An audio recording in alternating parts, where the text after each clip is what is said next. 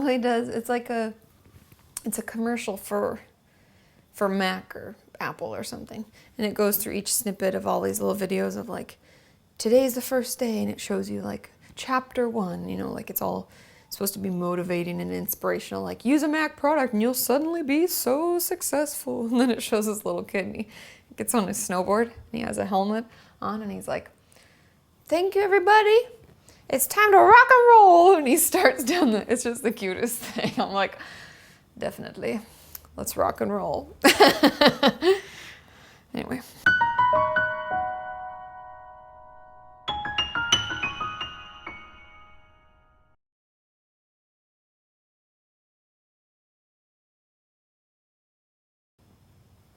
Hi there, thank you for checking back. Today's topic is something that many of us struggle with, and I've gotten a couple of requests for this video.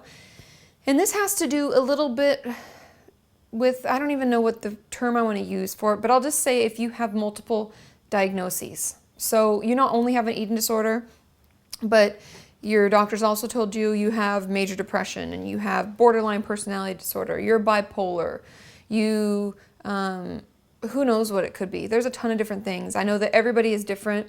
Everybody suffers differently. And some of you, I know from one in particular, you get all of this information all at once. Like, oh my gosh, okay, you have bulimia, you have bipolar disorder, you have major depression, and all at once. And that's a lot to take in. And how do we manage recovery when we have all this other stuff? It's like, it's hard enough to juggle a life with an eating disorder, but now we're thinking about all these other things that we're given, right? So what do we do?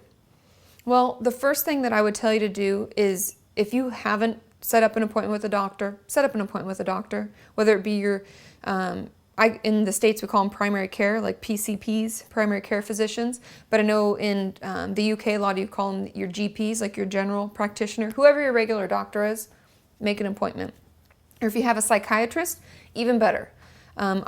Because they specialize in mental health issues, and to be honest, I always prefer that you can see a psychiatrist, but I know for some of us that's really difficult. So however you can get treatment, go get your treatment.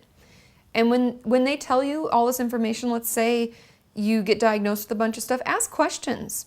I know we're embarrassed. I know you're thinking, crap, they know everything. Now they know all my secrets, and I don't want to talk, I just want to run away and we'll go home. I want to forget this ever happened.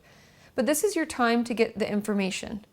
It's okay. I promise that once the first question comes out, you'll feel a little better and you can ask all the questions you want.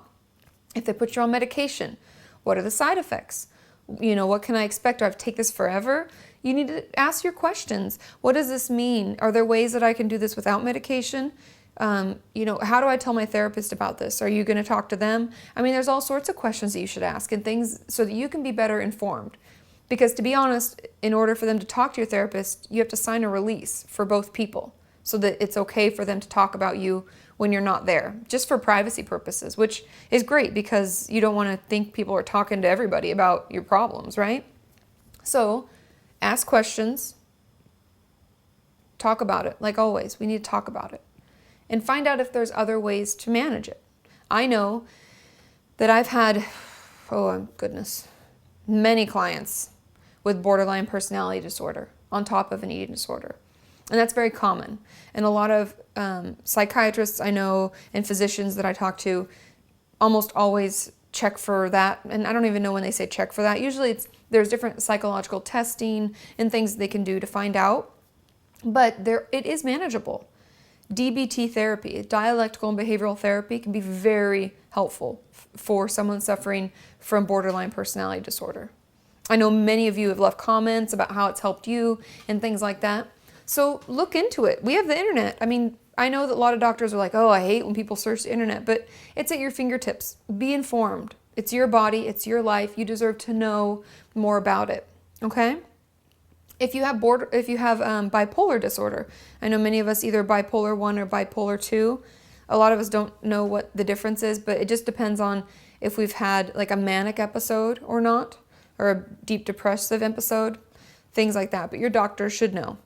And the best thing for that is usually manage with medication so that we can start to deal with the real problems. Because when our mood is all over the place and we feel just kind of out of control, it's really hard to deal with our eating disorder, right? If we're feeling really depressed and that makes us either want to restrict or want to binge or whatever our eating disorder tells us, it's really hard to get out of that if all the music and friends and nothing brings us out of it, right? We sit in that depressive state for a long time. Or if we're manic, we feel like we don't need any sleep, we act impulsively, we might binge and purge a lot during that time, or we might be really restrictive in exercising, or who knows, right? Every eating disorder is different. And having these concomitant diagnoses, things that we have at the same time, can make it even harder. So ask your questions. Find out ways that you can better help yourself. I know it's a lot of work. It is an additional thing that we have to deal with, right? So it is harder, but that doesn't mean it's impossible, and that doesn't mean that we can't help ourselves. So always ask for other options. Make sure that they can talk to your therapist, or that you at least can tell them, and you can change your treatment plan and you can work together. Let everybody in your treatment team know about this, and that way we can better manage it. Does that make sense? Now, I know it's a lot, and I know it's overwhelming, and we just want to cry and we want to scream, and it's really unfair, and what the heck is going on? How can there can be so many things, but to be honest, I've had many patients successfully manage their other diagnosis and work towards recovery. It's not something that can't be done, but we just have to make sure that we're getting the treatment that's necessary, okay? So do your research, ask your questions, be proactive, right? We're in control of where we're going. We're in control of our recovery. We need to understand more so that we can better act upon it, right?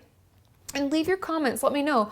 Hey, I'm struggling with this. Do you have a certain kind of therapy that works best? Okay? Because there's a lot of websites you can look up therapists who specialize in different things, right? I've told some of you about different eating disorder websites you can go to and things like that. So leave your comments. Let me know. And don't forget to check out my website or subscribe to my channel, because my website has a lot of stuff that you can't find on my YouTube channel and things like that. Like I have a workbook that's out now, and it has videos and information that isn't on my YouTube channel or any of my other Tumblr accounts or anything like that. So feel free to check it out, and we'll just keep working together. I know it can be hard, it can be overwhelming, but nothing's impossible when we work together.